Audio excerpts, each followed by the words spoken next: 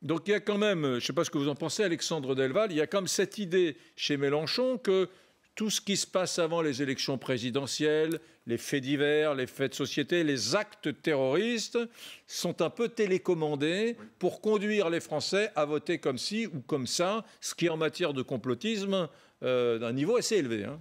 Alors moi je ne suis pas étonné, mais au-delà même du jugement moral qu'on peut avoir, que beaucoup ont eu, donc ça a déjà été dit, ce qui est intéressant, c'est que ce que dit Mélenchon, malheureusement, ce n'est pas que Mélenchon, ce ne serait pas grave si c'était que lui, on est habitué à ses outrances, il en a fait d'autres, et d'autres ont fait pareil. Moi, je parle avec mes étudiants régulièrement, je parle aussi souvent avec des taxis, avec des coiffeurs, avec des gens de confession musulmane qui, malheureusement, sont victimes de cette stratégie de paranoïsation que je décris dans mon livre Le Projet, et ça me fait beaucoup plus peur, parce que ce n'est pas que Mélenchon ou des cadres de son parti. Il y a beaucoup de gens qui sont des braves types, qui sont instruits ou pas. Et je parle souvent avec des gens relativement instruits de confession musulmane qui commencent à adhérer à cela. Quoi cela? C'est-à-dire, vous parlez de paranoïsation. Paranoïsation. Et je n'incrimine pas le musulman. Au contraire, j'incrimine l'extrême gauche qui veut distiller un sentiment de paranoïa en victimisant les musulmans dans leur ensemble, comme si c'était un bloc, et les Français non musulmans comme un autre bloc. Et bien sûr, alors le sommet, c'est les sionistes. Alors là, c'est le mal absolu. Mais c'est extrêmement dangereux de dire qu'il y a un bloc qui est méchant, raciste, et tout le monde déteste les musulmans, et l'autre bloc, c'est des victimes. Et ils sont tellement victimes que quand il y a un attentat, bien entendu, c'est ni la faute de l'islam, bien sûr, mais c'est même pas la faute de l'islamisme. Ça ne peut être qu'un complot, puisque comme lui, il est allié des islamistes, il ne va pas dire c'est la faute même des islamistes. Qui est même allié s'il distingue entre islam et islamisme, il ne peut pas dire c'est la faute de l'islamisme. Ce sont ses alliés. Parce que là, il fait exactement ce que font les frères musulmans que je dénonce dans tous mes livres. Depuis des années, toute la stratégie des frères musulmans, et c'est assez habile, pour séparer les communautés, vous les rendez paranoïaques. Si vous dites à quelqu'un que l'autochtone est foncièrement hostile, et pas que l'extrême droite, l'État a un racisme structurel, surtout aussi c'est les indigènes, ce discours est extrêmement dangereux. Ils accusent toujours l'extrême droite, ils voient l'extrême droite partout. Mais eux font pire que l'extrême droite, ils sont en train d'œuvrer à la stratégie même de Daesh. Il faut lire les revues de Daesh, les revues d'Al-Qaïda. Systématiquement, ils parlent comme Mélenchon.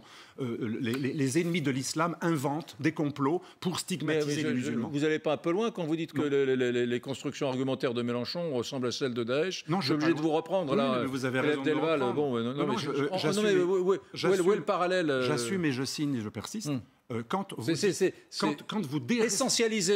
essentialisez justement une communauté en la présentant comme un bloc victimaire, et de l'autre côté, vous stigmatisez non seulement l'autochtone, mais aussi les dirigeants, en l'occurrence M. Macron, qui serait à l'origine de complots, mais vous vous rendez compte, la gravité, accuser le gouvernement d'être à l'origine de tout, c'est exactement ce que font tous les islamistes.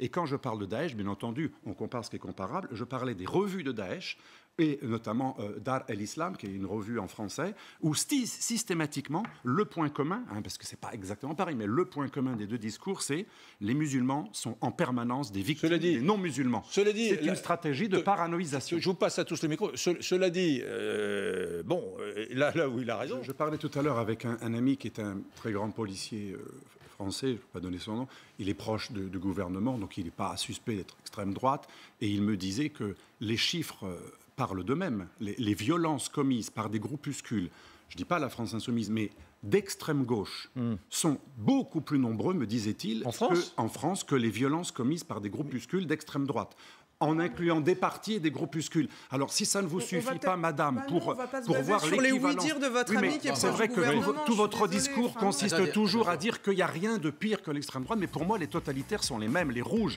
les bruns et les verts, extrême droite, extrême gauche et islamisme. C'est l'essence du le totalitarisme a plusieurs couleurs et vous êtes alliés avec l'un d'entre eux.